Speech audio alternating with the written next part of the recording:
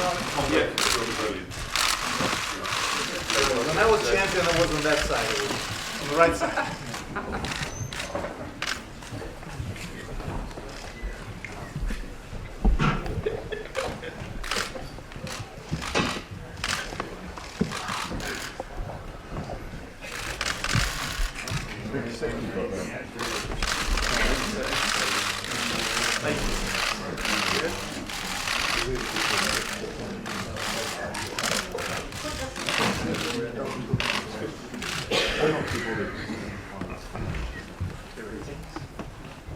Good to see you, bro.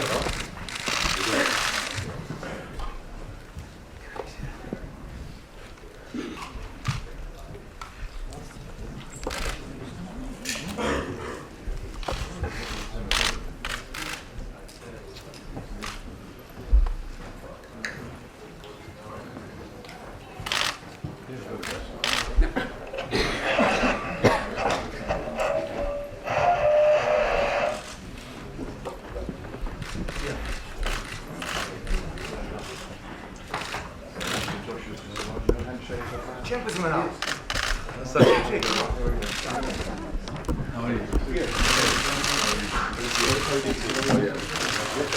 Yeah, just one more handshake, if you don't mind. Thanks.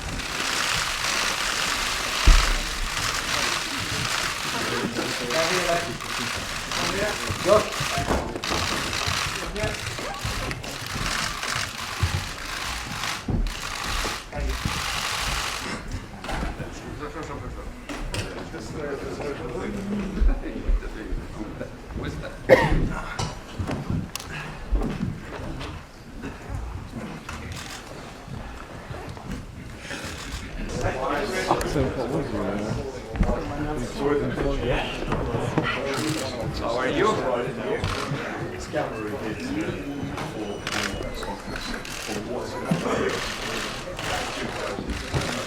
Am I the only one?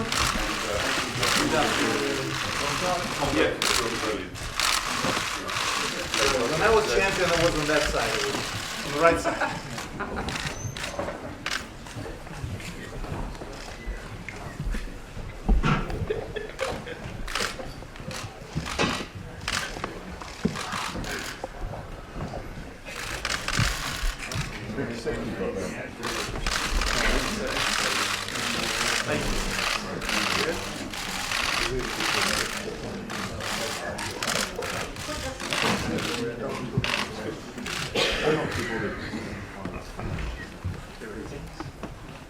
Good to see you, bro.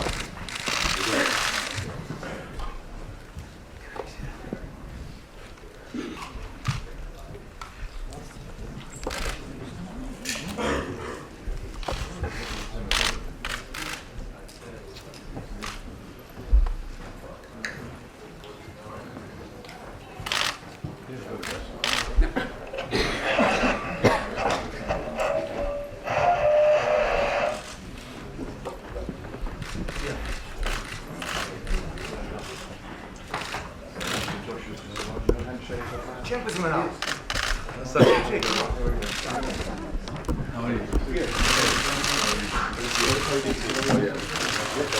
Yeah, just one more handshake, if you don't mind. Thanks.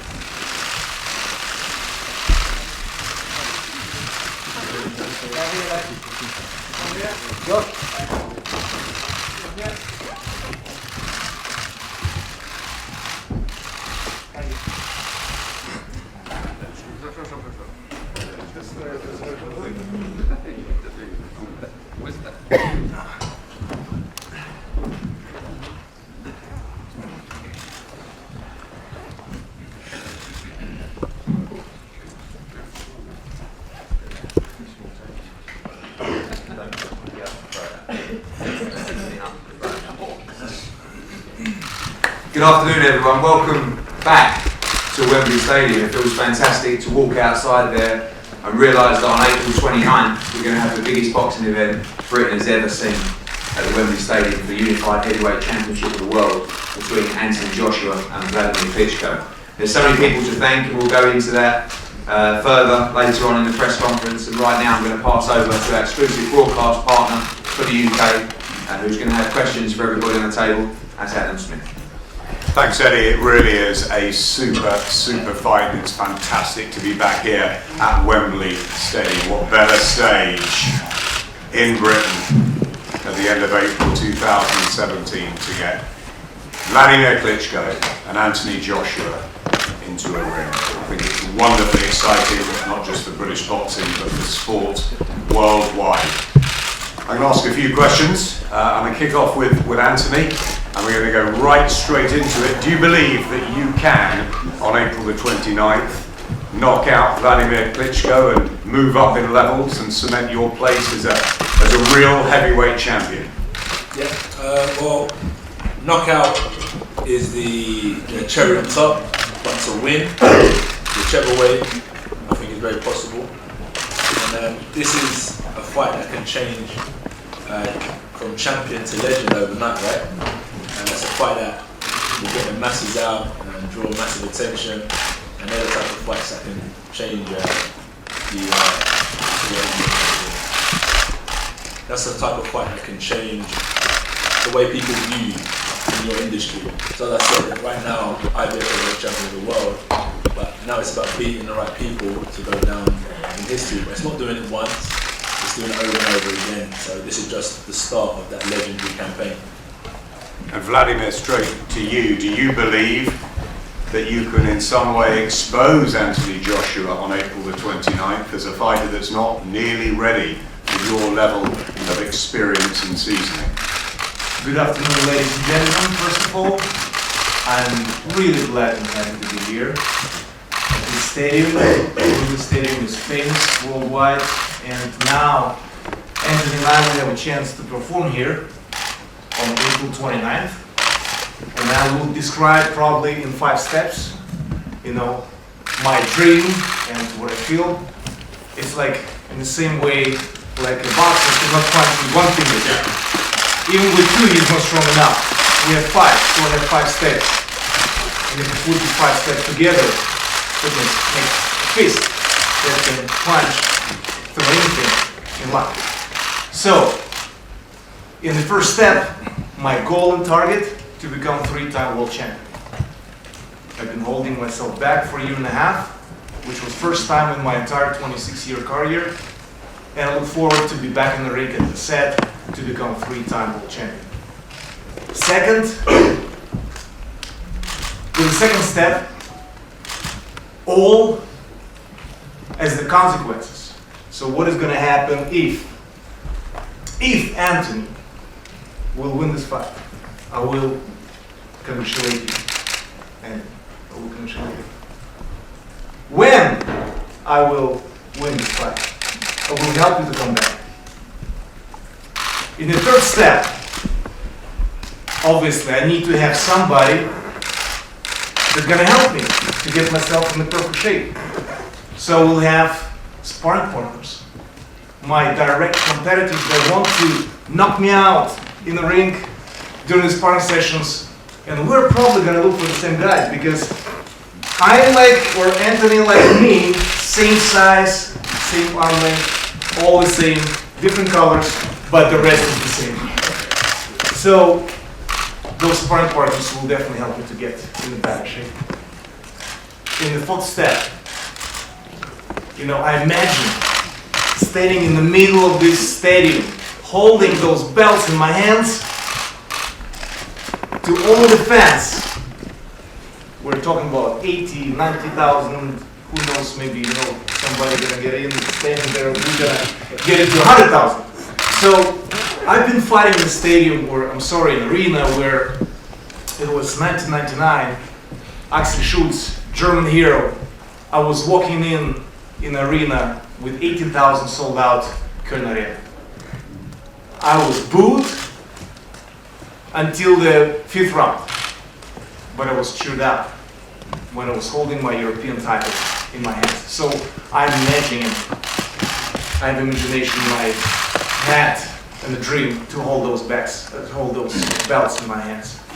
And 5th and the final step, which is very important to me, 5 steps. I'm obsessed with my first step, with my goal to become champion again. Thanks. You say you're obsessed. Is that because of the performance against Tyson Fury? What went wrong that night? And as you said, you've had time out. It'll be a year and a half before you get back into the ring. What makes you believe that you can perform again at that level and regain those world heavyweight titles? I would say this setback for a year and a half. By the time I'll be standing in the ring here, I'll be 41. So a year and a half break, is it good? Is it bad? I feel it's good. And I feel that my so far last performance was not good. I was not holding as usually, like in the past whatever 1 years and a half, my hand up after the fight. And I would tell you, my motivation is as high as the sky. If that would be different, probably my motivation wouldn't be as good. But you know what? Now I have to wake up. You know, it was just a wake-up call before the big match, because before this big event, an extravaganza event. And I would remember right now words of Emmanuel Stewart. He always said to me, Wladimir, your signature fight is gonna come up. We don't know when it's gonna happen, but this man was so right. This is definitely a signature fight for Anthony and for myself. So I look forward. Anthony, there's always been a lot of respect between the pair of you. I know you've worked in Vladimir's camp, and Vladimir said you like the heir apparent. What makes you believe that the time is right for you after your 18 knockout wins and a different sort of experience getting to this stage? What makes me feel that the time is right? I think it's all about winning. At the end of the day, it's another fight. You asked me after the fight how I felt about taking on Klitschko at Wembley, and I was like, doesn't matter where it is, we can fight in here, we can fight there. But when I look back on it and I calm down, it's history, it's an amazing opportunity, and the time is now. It's an opportunity that presented itself, and I'll be silly not to jump at the opportunity to fight Klitschko, because it's a man that I need to defeat, as I said, to kind of start building my reputation and respect in the division. And when you listen to me, I've always been honest about how I perform and how I conduct myself and how I've navigated through my career. So 18 months ago, well, when I first turned pro, it was questions after my second pro fight. When are you going to fight him? When are you going to fight him? Give me 2 years. Give me 2.5 years. Then a year ago, they asked me the same question. Give me another year. And right now, we're at that stage where a year ago, we're in the present. So I've always said it to myself, and everything I say to myself kind of comes into reality. So that's what makes the time right, because I predicted this time 18 months ago. Hey, Tyson Fury shocked the world, obviously out in Germany by beating Wladimir. Does that give you a game plan? Does that give you tactics, or have you got to do your own thing alongside Robert McCracken? Yeah, most definitely. No game plan from Tyson Fury, and no, I can't really take away anything from watching Klitschko perform that night. Each fight is different, each performance is different, and when I listen to what Klitschko is saying, he's very motivated and obsessed with performing better than he did in his last fight. So if I can defeat that Klitschko that comes April 29th, will show how great of a champion I'm going to be. So I just got to take the positive from it, no problem. We'll come together and put on a great show. Wladimir, Anthony had Robert McCracken in the corner for the first time, as you saw on Saturday in Manchester. You've had the great Emmanuel Stewart, you've had Jonathan Banks. I know your brother Vitaly's helped you. What's the team for this one, because it's such a big moment for you? Who's behind you? The same people that you've seen in the past, so nothing is going to be changed. The same team, the right team? Are you calling it wrong? The same right team as it was in the past. And you'll be preparing in the same way in Austria, in your camp?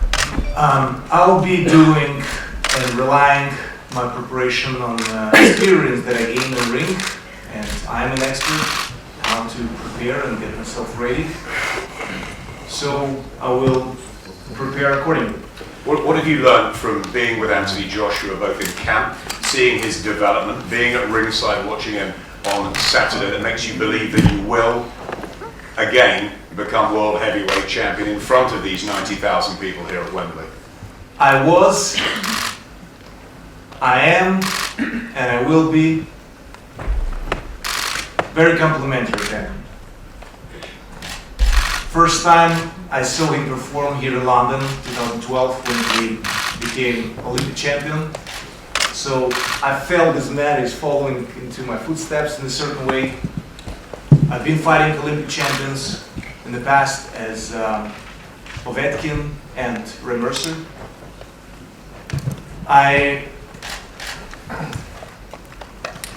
Whatever the outcome of the fight, as I said, I truly believe that he's one of the best heavyweights right now. No disrespect to another champion, as Parker recently became WBO champion, and Wilder, Deontay Wilder, WBC, but I think Anthony's absolutely outstanding athlete. And it's great that actually eventually we meet. I really think that, unfortunately, I will remember this name once again, Daniel Stewart, and I told you, Anthony, unfortunately, Manu couldn't see you, and I know he would have been very impressed, and he would love to, meet you well. So, and I remember Anthony was just, I had Olympic champions in the camp as well, and the world champions, and so they're always in a certain way self-promoting and showing off, but Anthony was always, respectful. He was, sitting by the side and just watching, learning, observing. So this quality that probably a lot of people can take as advice. For me, and behavior is entirely from Anthony. So very backed off and very, very calm and learning. So asking a lot of questions and learning. So he's still learning. And this process will take a long time. And as long as you live, you learn, and better never stop learning. So I definitely see difference in the way he boxes, as it was 2 years ago, and he had his past fights. So he's getting this self-confidence. He trains. I see how he trains. He trains with modern technologies. Whatever is out there from different sport arts, he's implementing into his workouts. So he's definitely using it for his advantage. And the results are, to see. He's 27, and he's a world champion, Olympic champion, undefeated, 18 fights, 18 knockouts. I mean, how could I not be impressed with that? And we are friends, in a certain way. I did call him little bro. But even with my bro, when we're in the ring, we're very competitive. Or when we used to be in the ring, very competitive.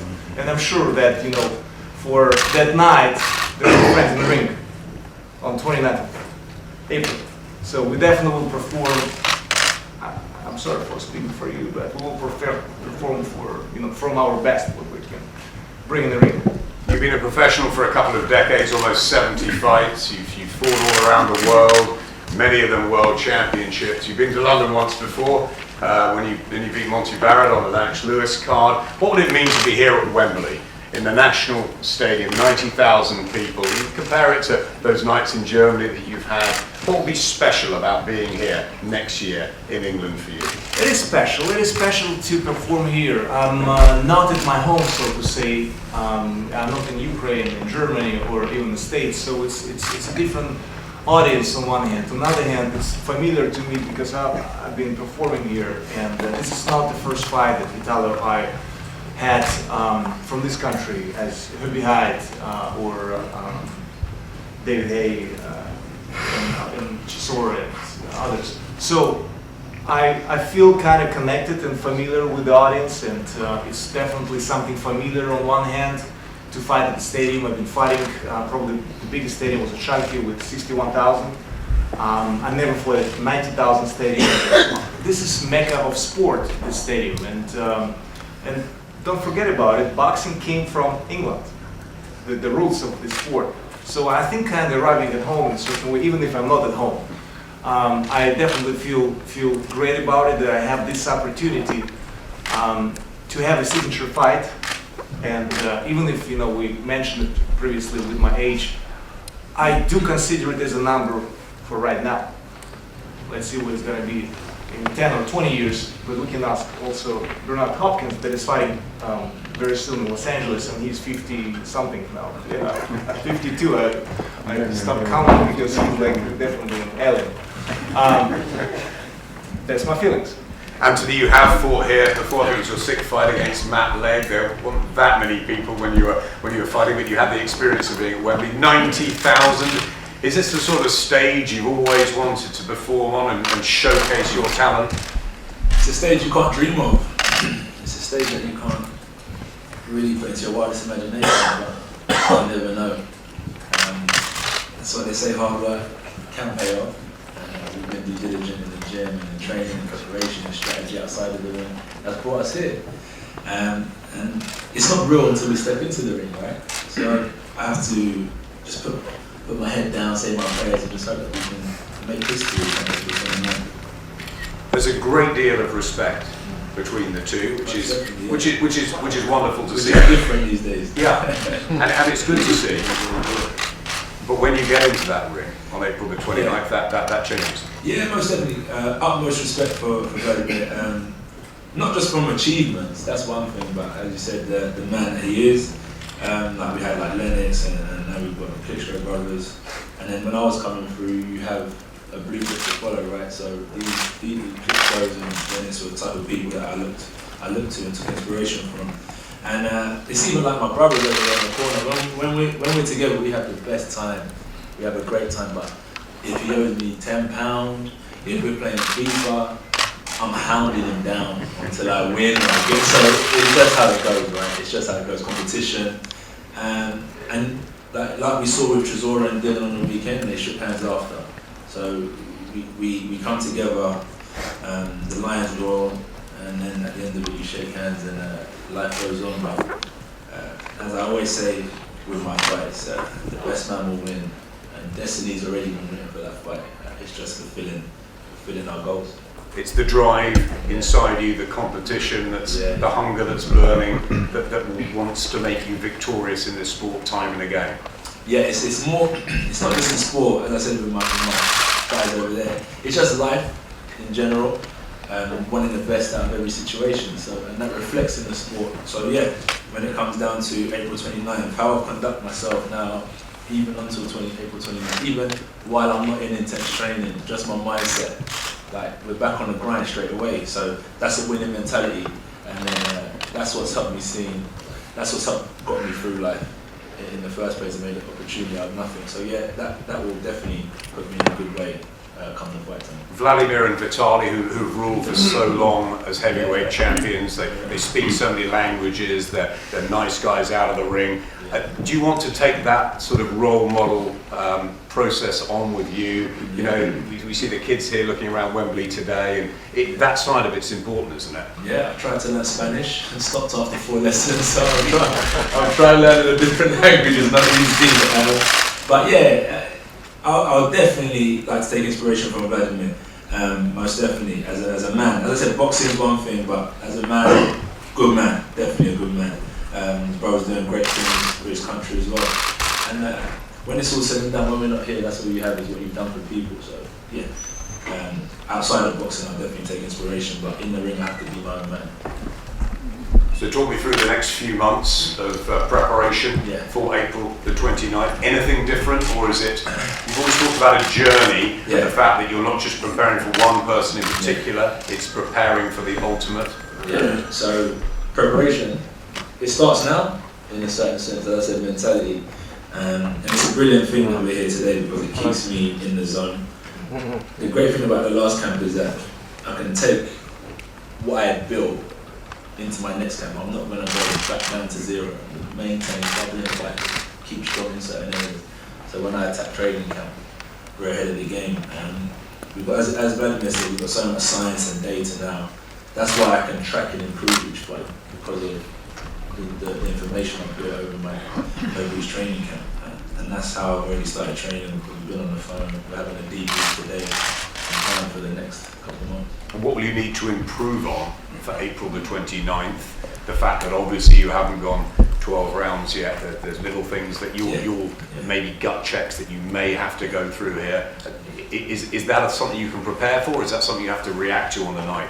React to on the night, because I've never been there before. In sparring is completely different to a fight, so I can't really ever say to you, yeah, I've done 12 rounds in a fight. I do it in the gym very often. Fighting's completely different. But how I can prepare differently for this fight, I would say physically I always train to my best capability. So I'd probably say I'm going to step up my game mentally in this game. I know you don't like predictions, especially against a guy you like, but I'm going to ask you anyway. What happens April the 29th? I'm gonna say I'm gonna prepare for a 12-round fight because, like, this is what experience is, and then I've said to myself before, yeah, I'm gonna go blow him up in 2 rounds. Usually I want to blow him up in 3 rounds, and I'm there 7 rounds later, and that's boxing. So, as I said, mentally I'm gonna be smart and say to myself, I'm going to prepare for the 12-round fight.